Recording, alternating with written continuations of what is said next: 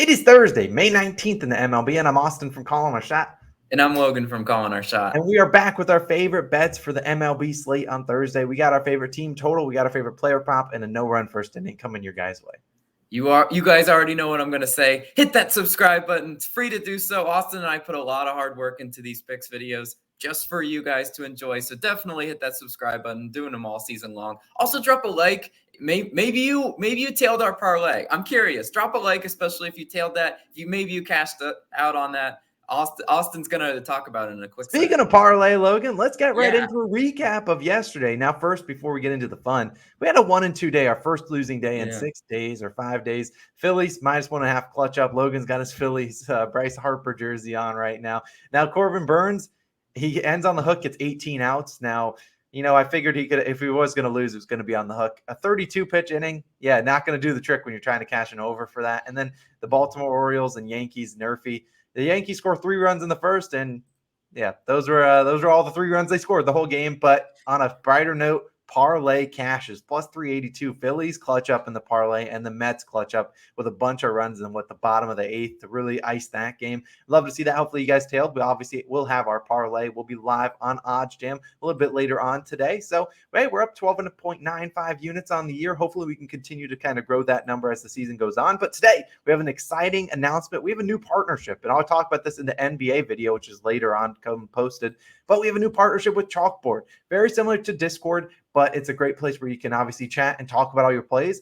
Plus, you can also kind of see the scores of all the games. So you don't have to be going between, Discord, then the ESPN app, to all different things. You can see the scores updated live. We're going to have a bunch of exclusive perks coming to the people that download Chalkboard. It's the first link in the description. Go download it. We certainly would appreciate it. 100% free to use. It's on your phone. Just go download it. And we'll be in there talking a good amount today. We're talking about the no-run first inning, talking about my first prop, which is in the first game of the slate. So definitely go download Chalkboard. We certainly would appreciate it. My last note, shout out to all our COS All-Stars. We appreciate you guys as always for supporting the channel. We got 2 new ones. We got Maurice, we got Corey. You guys, the real MVPs. Thank you guys again for supporting the channel. But Logan, without further ado, see if we can cash 2 back-to-back parlays, which is on OddsJam. But Logan, what's your first play of the day?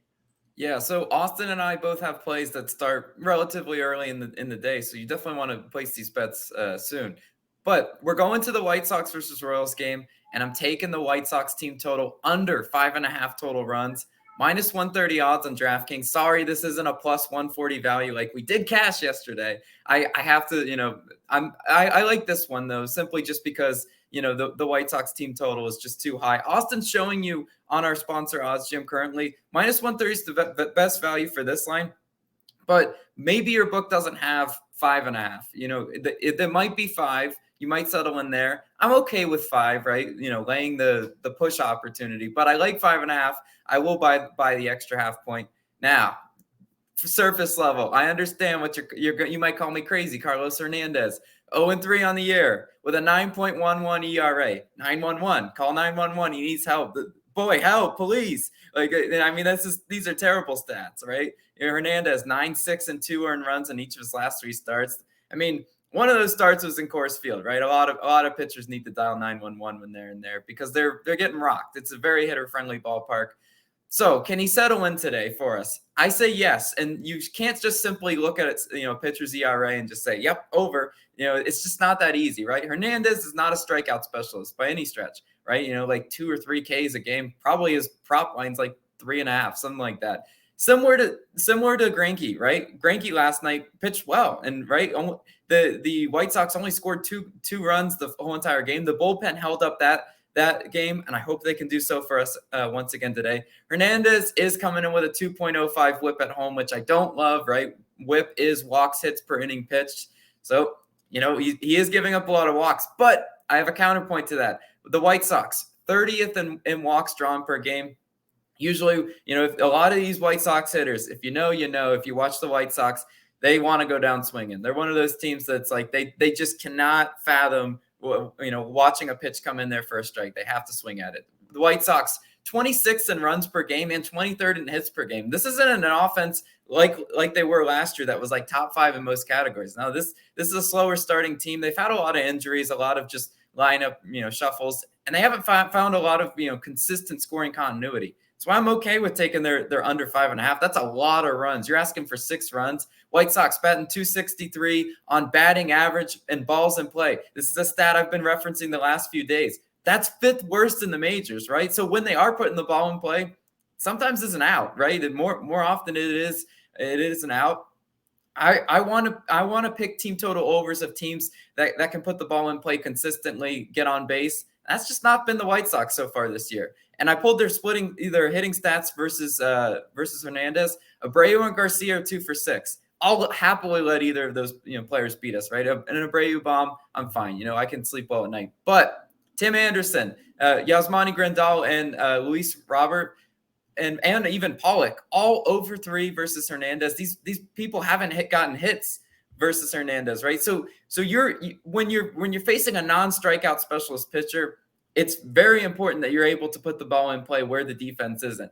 A lot of these hitters, quite frankly, just haven't been doing that this year. So I have to take the under. I know it could blow up in my face, but I'm going to play percentages because the White Sox have only hit this over specifically in 2 out of the last 10 games, 0 times in Kansas City. So I'm riding the under in this one. I know it could be a no sweat over, especially if Hernandez goes out and hosts batting practice. But you know what? I'm going to take my chances on this one. The stats are telling me it should go under, so that's what I'm doing. But Austin, you got a player prop for us, and it's a spicy one. Just tell the people about it. It is a spicy one. It is one that I just need one to go through the hoop at this point. Yeah. I just need one. We had a great run for player props to start the year. We're still 19-13. It's still a great record, but we've lost like 3 or 4 in a row. Of course, naturally, Evan Longoria, of course, goes under yesterday after we took his under the first 2 days ago. He didn't play. And then, of course, he goes under for plus value. Today, we're going to a guy's over. We're on Trey Mancini. I'm taking his over 0.5 singles. And now this is minus 145 on Caesars. It is juiced, and it's juiced for a reason. Obviously, it's on Caesars. This is minus 155 on DraftKings. If you can't, and now I have to make a note, a double, triple, or single, or a double, triple, or home run does not count towards the bet. So we need him to get a single today, and I think he will get one. It is juiced for a reason. Now, if you don't have this and you don't have a FanDuel, you only have FanDuel, which they don't do singles or those kind of lines, I'd probably suggest to take his, over 0.5 hits. It's pretty juiced on FanDuel, like minus 220, but I like that much more than it's over 0.5 bases. Now let's talk about Mancini. Austin, why are you taking a juiced prop at this? Just asking for a guy's single. It's very, pinpoint. He needs to get a single. It's very odd. But Mancini's played in 35 of 38 games this year. Knock on wood, he's not going to get ruled out today. If he gets ruled out, I might just have to sayonara to the offensive batter props because I just can't get a guy that actually plays. But Mancini batting 288 this year, probably been their most consistent hitter that they have. He's going to bat in that 234, somewhere in that kind of spot. And over the last 12 games, been super hot, 356, 16 hits over that time span, 13 of those being singles. So this guy doesn't have a ton of, I think he's 5 doubles on the year, 3 home runs. So 30 of his 38 hits on the year are going to be singles. So we love to see that. It's a pretty good percentage. We'll talk about that in a little bit. Now, over these last 12 games, he has a single in 9 of them. He has even more, couple multiple game hits, or multiple hit games, but still single in 9 of them. We only need 1 single today. And what I really love is his splits versus the Yankees pitcher. It's versus Jordan Montgomery. He's 10 for 26, batting 385, and all 9 of his 10 hits are singles. So he's not a guy that's, smashing a long ball on him every single time he gets up to plate. He's just the guy that's putting it in play and getting on base. And I think that's what we're going to see today from Jordan Montgomery, who's a decent pitcher, but he does allow some base runners. And I think Mancini can get it done. Like I said, 79%, 30 of 38 of Mancini's hits this year are singles. His hit prop is minus 220 on FanDuel, minus 260 on, I believe, Caesars, and minus 280 on DraftKings. I think taking this over 0.5 singles is a little bit of an easier way to hit and at minus 145 than asking you to cash a minus 250 prop. So I think it's a little bit of a sneaky one. I think Trey Mancini gets it done today over 0.5 singles. It's a sneaky one. I just really need one to go through the basket at this rate and go through I just need to see one go and hit and turn green on my bet slip. So I'm riding with Mr. Mancini. I think he gets it done for us. But without further ado, Logan, it is time for NRFI. Yes, it is. Nation. It's the best time of the channel. We are down 26-14. Yesterday was an unfortunate one. Lyles hadn't allowed a first inning run all year long. And of course, he naturally allowed one. But we're going to get back after it. 26-14. We got to keep going in.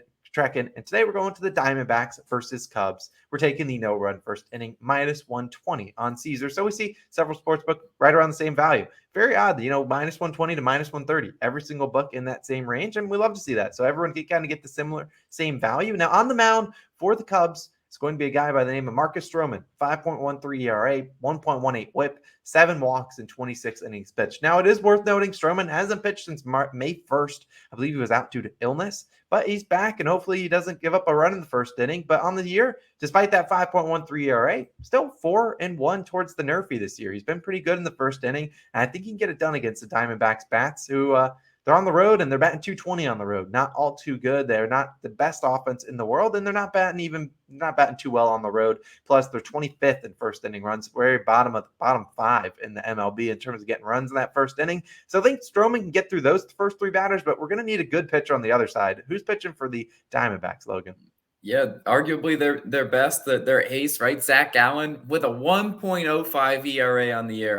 I mean, what more stats do you want? Him to get that ERA under 1? It's not possible. 0.67 whip, only 5 walks and 34 1/3 innings pitched. Zach Gallen's been a really solid pitcher, especially in the first inning, right? Gallen 6-0 to the NRFI this season.